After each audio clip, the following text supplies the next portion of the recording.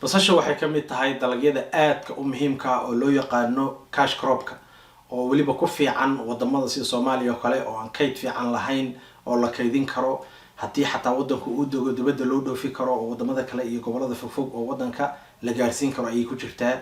laakiin wax soo saarkeedu wuxuu u baahan yahay faham fiican oo aad nidaamkeeda fahanto iyo cimiladeeda maxaa yeelay cimiladu aad ayay u saameysaa ha noqoto waxa loo yaqaan photo periodka ama ha noqoto heerkulka waxyaabahaas oo dhan saameyn weyn ayay ku yeeshaan waxaa kaloo jira cudurro ku dhaca oo saameeya iyo cayaano dhibaato u geysta kuwaas oo dhan marka haddii aad fahanto waxaa kuu suurtagelaysa inaad wax soo saarka hagaajiso faa'iido fiicanna ay yeelato wadankana ay u yeelato qofkii beeraleyda ah oo soo saarayeen ay u yeelato marka insha Allah videos fara badan ayaan rajeynayaa inaan ka sameeyo basasha si ay dadku u maamuli karaan oo cudurradeeda u fahmi karaan wax soo saarkeedana ay u hagaaji karaan marka video ugu horeysay oo basasha uga hadlayno marka fadlan ka faa'iideyso.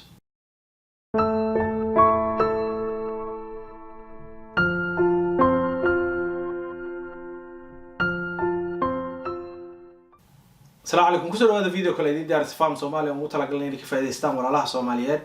مقعي علي باشي فضلا هدي أكو عصبتها كنالك سبسكرايب له بالكنا تابو سيسقودا في فيديو كسان سمينه لنا وذاك وجود بولا لها كلا سوماليات سيوقع فايديستان وما ستين كسر هذا قيبتي كوبات أما فيديو كوبات يعني كسبيني برشة بصشة بلو إلى دمات أن ربنا إلهي دين كيس إن نواه هذا لون وشكينه taariikhda ahaan haddii aan ku bilowno basashu waa geed ka soo jeeda wadamada ku yaala Afghanistan agteeda wadamada sida Pakistan, Iran iyo Uzbekistan wadamadaas ayay ka soo jeedaa ayaa la yiraahdaa baradhada oo dadka botanists-ka ah saas ayay sheegaan oo ku tilmaamaan inay dhulkaas ka soo jeedo Turkmenistan ilaa Uzbekistan goboladaas oo dhan inay ka soo jeedo ayaa la sheegaa dabcan taas micnaheedu waxa weeye cimilada dhulkaas ay asalka u tahay qaabkii cimiladii ay ku haboon tahay sida aan ka sheekeyn doono oo cimiladaas ayaa ku fiican laakiin maanta adduunyada inteeda badan waa laga soo saaraa ilaa 170 wadan ayaa la tilmaamaa in laga soo saaro basasha si fiican waxa ugu horeeya wadamada ugu horeeya oo saaidka u soo saara waa China waxaana ku xiga India basashuna waxay ka mid tahay cuntooyinka aadka ugu muhiimka ah ee khudaaraha aadka looga isticmaalo adduunka iyada iyo yaanyada oo dhaqan kasta oo dunyada waa la isticmaalaa Soomaalida ku jirto basashu marka waxay ka tirsan tahay familka la yiraahdo Allium family ayay ka tirsan tahay waa anagii sheegnay barbarooniga markii aan ka hadlaynay Solanaceae family inuu ka tirsan yahay oo khudaaraha waa la kala saaraa family ayaa loo kala saaraa oo isleh markii iyada Allium family-kaas ayay ka tirsan tahay waxaa ka mid ah oo sidoo kale ka tirsan family-kaas garlic ama waxa loo yaqaanaa toonta waxaa kaloo ka mid ah leekska iyo chiveska ayaa ka mid ah khudaaraha isku familka ay yihiin taas marka micnaheedu waxa weeye oo familka loo kala saarayaa markii aad rabtid inaad hadhow khudaaraha crop rotation aad samaysid si u maamushid inay muhiim tahay markaas inaad khudaaraha kala duwan oo aad isticmaashid oo isku familka ahayn in loo kala wareejiyo oo haddii aad abuurto yaanyo kale inaadan barbarooni ku xijin haddii aad basal abuurto kale inaadan toon ku xijin waxaa laga yaabaa marka labadan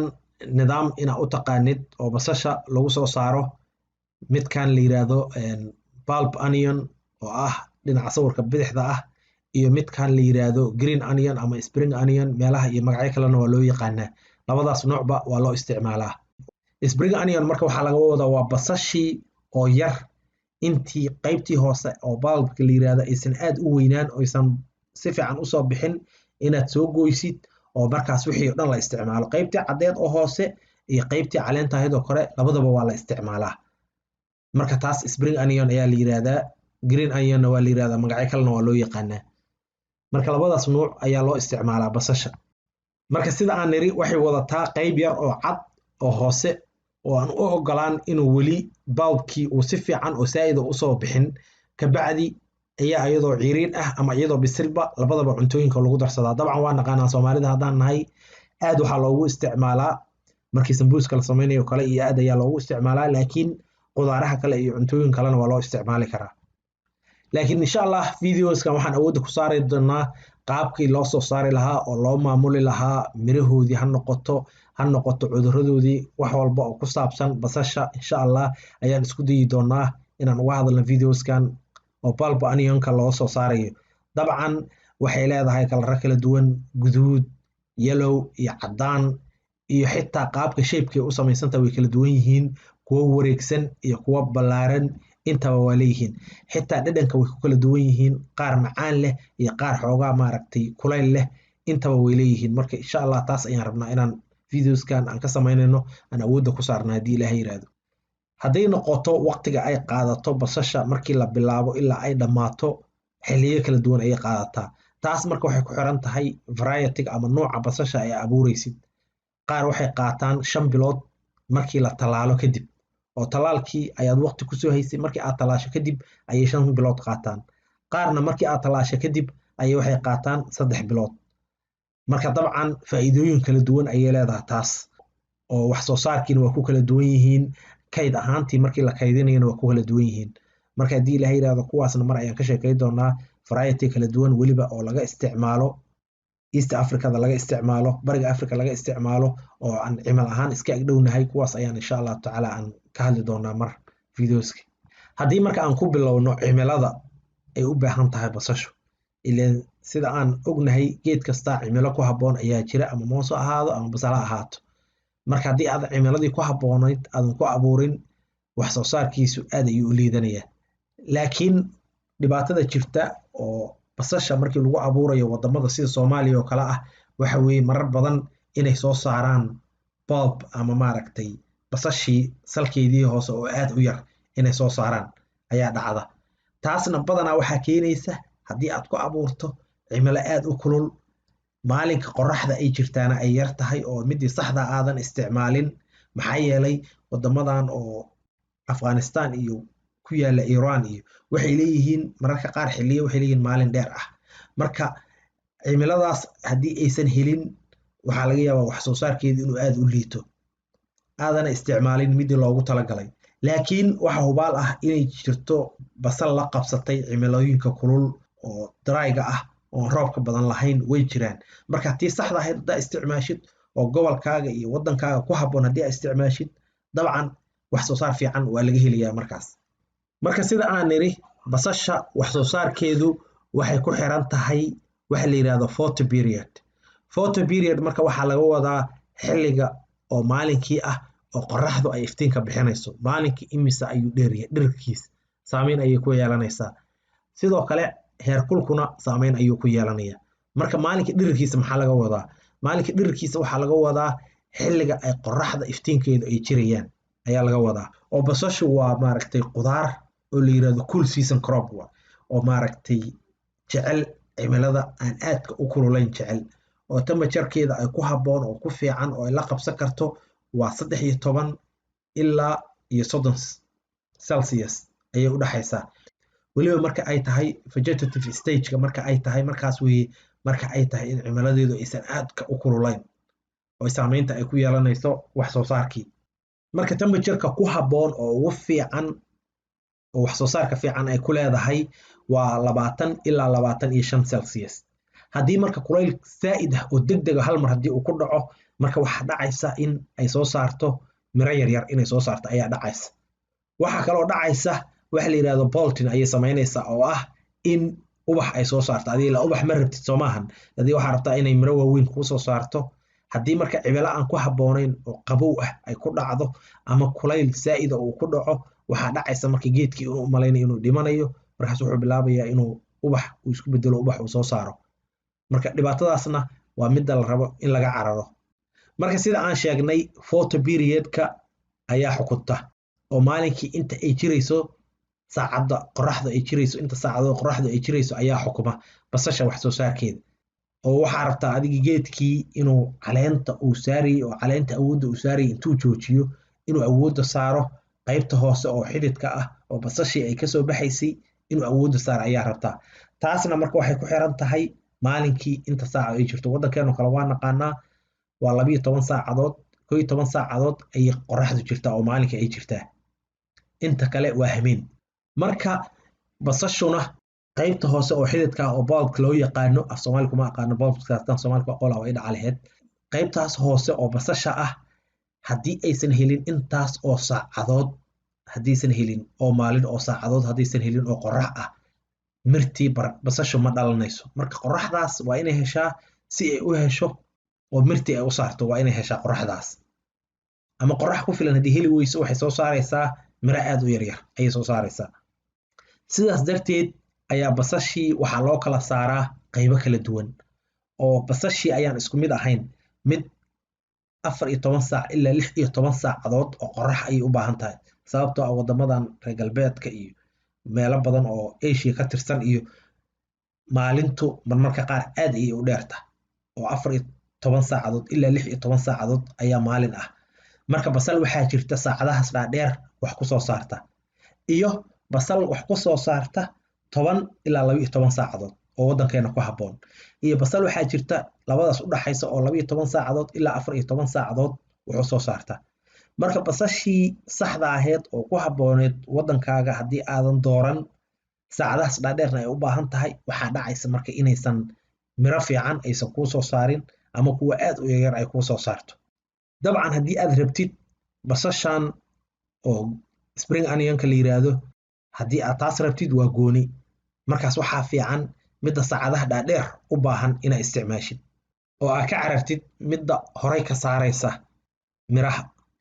hadda tusaale ahaan Maraykanka oo kale haddii aan tusaale usoo qaadano, waa wadan aad u weyn oo calaamadahan hadda aan u kala dhex mariyay qaaradda Maraykanka sida aad aragtid. qayb waxaa lagu soo saaraa long day, qayb waxaa lagu soo saaraa intermediate day midda ah, midna waxaa lagu soo saaraa short day-ga. marka tusaale ahaan Minnesota iyo Texas basasha lagu soo saaraa waa kala duwan tahay, shaqo iskuma lahan, maxaa yeelay cimiladoodu waa kala duwan tahay, maalmaha ay leeyihiinna waa kala duwan tahay. marka sidaas darteed haddii long day-ga midda ah Soomaaliya la keeno kale, wax soo saar fiican ma yeelanayso. marka sidaas darteed waa muhiim qofku markii soo iibsanayo miraha basasha inay tahay mid wadanka iyo gobolka uu joogo ku habboon inay tahay, aad ayay muhiim u tahay. inta badanna way ku qoran tahay oo siidka ayay ku qoran tahay nooca ay tahay, haddii aad kasoo iibsato meel habaysan oo laga soo shaqeeyey basasha. marka wadamada tropicska la yiraahdo oo Soomaaliya ka tirsan tahoo kale, waxaa lagu abuuraa midda la yiraahdo short day onion ayaa lagu abuuraa. taas marka photo periodku waxay u sahlaysaa in 12 saacadood ama xataa ka yar oo maalin ah haddii ay hesho in ay soo saarto mirihii ay soo saarto ayaa dhacaysa, oo 12 ilaa 10 saacadood maalinkii way ku filan tahay sida Soomaaliya oo kale. marka sida aan hore u taabanaba, haddii aad abuurto long day-ga midda ah wadamada equator-ka u dhow oo kale camal, oo seeds Europe laga soo qaado kale, haddii Soomaaliya la keeno kale, waxaa dhacaya marka inay caleen leh ay soo baxdo oo aysan ku soo bixin mir hoose oo la sheego, oo aysan cuslaan ayaa kugu dhacaysa. laakiin taas waxay ku fiican tahay qofkii raba inuu soo saaro spring onion, qofkii raba inuu soo saaro oo raba in ama sambusa loo isticmaalo ama qudaar kale loo isticmaalo, qofkii raba inuu soo isticmaalo noocaas ayaa fiican inuu abuuro. maxaa yeelay maadaama geedku uusan qorax ku filan helayn, caleenta ayuu awoodda saaraya ee hoos awoodda ma saarayo. marka sidaas darteed caleentii ayaa soo guranaysaa, taas ayaa iibinaysaa. laakiin haddii aad abuurto midda oo short day onionka, haddii aad abuurto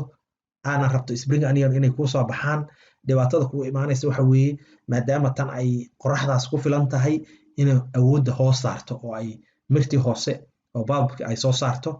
ee aysan caleentii awoodda saarin. marka qofku waxay ku xiran tahay qaabka uu rabo basasha inuu isticmaalo ayay ku xiran tahay.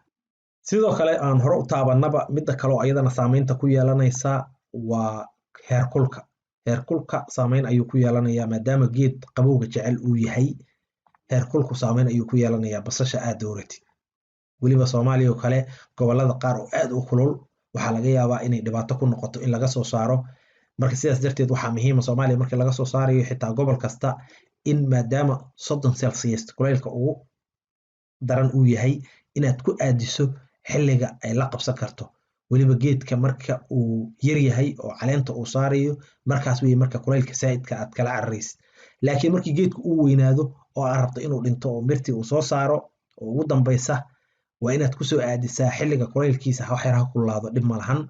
sidoo kale waxaa muhiim ah oo la rabaa in ayadana ka cararta waa xilliga roobka saa'idka uu jiro oo 2 usbuuc ugu yaraan waa inuu helaa xilli uusan wax rooba jirin haddii kale cudurro ayaa ku dhalanaysa ma qalalayso basashii kulli taas insha Allah waxaan ka hadli doonaa qaybta gurashada tusaale ahaan marka haddii aan usoo qaadano East Africa ama wadamada bariga Africa basal laga abuuro oo la yiraahdo red creole la yiraahdo oo aad caan uga ah Kenya iyo Uganda oo kale iyo aad looga soo saaro wax soo saar fiican ayay leedahay waxa la yiraahdaa 1918kii ayaa nin Mareykan keenay Kenya marka aad ayaa Africa looga isticmaalaa adii markii la transplanting lagu sameeyo 150 maalin kadib ayaa gurashada lagu bilaabaa marka waa kuwa waqtiga dheer qaata laakiin iyaduna waxay ku fiican tahay markii kaydsi ahaan loo dhigto aad ayay u kaydsamaysaa oo basasha waa kala fiican yihiin qaar in la kaydiyo ku fiican iyo qaar aan ku fiicnayn marka iyada waa noocyada ku fiican in la kaydiyo xitaa halkii acre hectare maahan yaa halkii acre 16,000 ilaa 17,000 oo kiilo waa laga soo saari karaa marka wax soo saar fiican ayay leedahay temperature ahaanna 18 ilaa 30 celsius iyo xitaa mararka qaar 33 degrees celsius oo dul qaadan kartaa noocyo kale oo fiican oo East Africa laga soo saarana way jiraan insha Allah iyadana mar kale ayaan ka hadli doonaa hadii la yiraahdo sawirkan waa sawir kale oo aan soo qaaday iyada ma ahan sawirkeeda iyada tooska ma aan heli karin oo si aan raba aan u isticmaali karo ilaa sawirkaas ma soo qaadan karo qaar ayaa dad iska leeyihiin oo la ogolayn marka sawirkan ma ahan iyada laakiin sawiradeeda kale hadda internet ka fiiriso waa heli kartaa insha Allah marka sida aan sheegnay hadii temperature-ku uu ka bato 30 celsius haduu ka bato marka waxa dhacaysa in geedkii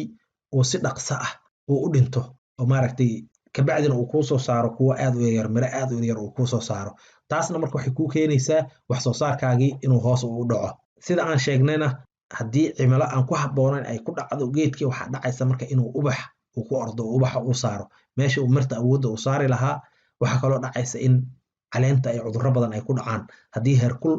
kaas oo ku fiican aad dhaafsiiso oo uu dhaafo waxa dhacaysa marka cudurradaas inay ku dhacaan waliba bilowga hore sida aan sheegnay marka dabcan Soomaaliya kale marka aad joogtid oo rabtid basasha kale iyo geedaha noocaas oo kale ay soo saartid waxa muhiim ah in aad waraabkaaga haysatid maxaa yeelay waxay u baahan yihiin roob kala qaybsan oo xilliyo isku jira oo 500 ilaa 700 millimeter gaariya xilliga geedka uu baxayo marka Soomaaliya kale marka waxa ku qasban tahay inuu ku diyaarsan yahay waraabkaaga oo xilligii roob uusan jirin aad waraabiso dabcan sida hore u sheegnana waxa muhiim ah 2 usbuuc oo ugu dambaysa in uusan roob jirin si uu geedku u qalalo marka waxa xisaabinaysaa cimiladii ay ku koraysa geedkii waqtiga uu ku aadiyay waxa kaloo xisaabinaysaa usbuucyada ugu dambaysa oo aad rabtid inaad soo guratid inuusan wax roob haba yaraatay aysan jirin oo xilligaas ku soo aado laakiin haddii suuq xataa markaas uusan jirin oo dadka dhan markaas ay soo wada saaraan basasho marka waa geedaha ku fiican oo la kaydsan karo oo xilli kale aad iibin kartid gobolada kale ee wadankana aad u safri kartid haddii aan marka ciidda ka hadalno basasha ciidaha kala duwan oo dhan waa lagu korin karaa hadday noqoto midda bacaadka ah hadday noqoto midda dhoobeyda ah iyo hadday noqoto midda dhexdhexaadka intaba waa lagu kori karaa laakiin waxaa muhiim ah oo aad u fiican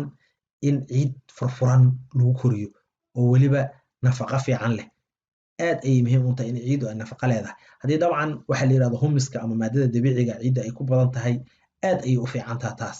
laakiin ciid furfur ah haddii marka ciidu ay tahay ciid aad u culus oo aan furfur fiican lahayn waxa fiican marka inaad kor u qaadid si hadhow markii roob badan ama biyo badan ay yimaadaan ay uga baxaan maxaa yeelay basashii hoos ku jirtay haddii ay biyo dhex fadhiso dhibaato weyn ay u keenaysaa koritaankeeduna ma fiicnaanayo marka ciidda haddii ciid bacaad oo kale ah haysato dabcan waa lagu abuuri karaa aad ay u fiican tahay laakiin waxay ka rabtaa inaad markaas waraabiso waliba ciiduhu markay bacaadka yihiin oo kale maadaama geedkii uu ay furfurtahay oo aad ay u korayso waxay kuu sahlaysaa in marka xilli hore geedkii uu bislaado oo basasha xilli heerkii loogu talagalay ay gaarto laakiin haddii ciiddu ciid dhoobey aad u culus ay tahay dhoobeyda kala duwan ilaa ciidda dhoobeyda aad ay u kala duwan tahay qaar ayaa furfuran qaarna aad ay maaragtay u culus yihiin marka haddii ciidaha aadka u culus haday ay tahay in markaas xilliga diyaarka noqon lahayd ay dib u dhacdo ayaa dhacaysa meeshii ciidaha furfurnaana ay horay ay ka bislaanayso si dhaqso ah hore ku bislaanayso marka ciidaha dhan waa loo isticmaali karaa laakiin waxaa muhiim ah inaad maamushid qaybta waraabka inaad maamushid oo ku talagashid in aysan biyo dhex fariisan maantoo dhan oo biyuhu ay ka baxaan ayaa aad u muhiim ah hadday noqoto marka waxa loo yaqaano pH-ka hore ayaan uga hadlayaa rajeynayaa pH-ka oo kale waa muhiim inay u dhaxayso 6 ilaa 7 xilligaas oo kale ayaa aad ugu fiican marka dabcan dardaaranka ugu muhiimsan oo la rabo waxa weeye in biyuhu ay ka baxaan oo waterlogging wax la yiraahdo oo aysan biyuhu dhex fariisan aysan dhicin. taas aad ayay muhiim u tahay. haddii biyuhu ay iska dhex fariistaan weliba ciidaha culus ayay biyuhu dhex fariistaane, haddii biyuhu ay dhex fariistaan waxaa dhacaysa marka in dalagii oo dhan uu kaa khasaaro oo dhibaato weyn ay kaaga timaado. marka sida aan sheegnayna noocyo kala duwan oo East Africa laga heli karo ama wadamo aan isku cimilanahay ayaa jira oo aad loo isticmaali karo. insha Allah variety-gaasna mar ayaan isku dayi doonaa inaan ka hadlo haddii Ilaahay yiraahdo noocyadooda. dabcan haddii kuwa Soomaaliya aad haysiin oo Soomaaliya ka baxaya hadday ila soo wadaagtaan magacyada ay leeyihiin insha Allah waan arkayaa haddii Ilaahay yiraahdo haddii magacyo loo kala sameeyo waxaan rajaynayaa inaad taas ka faa'iideen. intaan marka video kale oo basasha ku saabsan aan samayn doona haddii Ilaahay yiraahdo. Assalaamu calaykum waraxmatullaahi wabarakaatuh iyo beerasho wacan.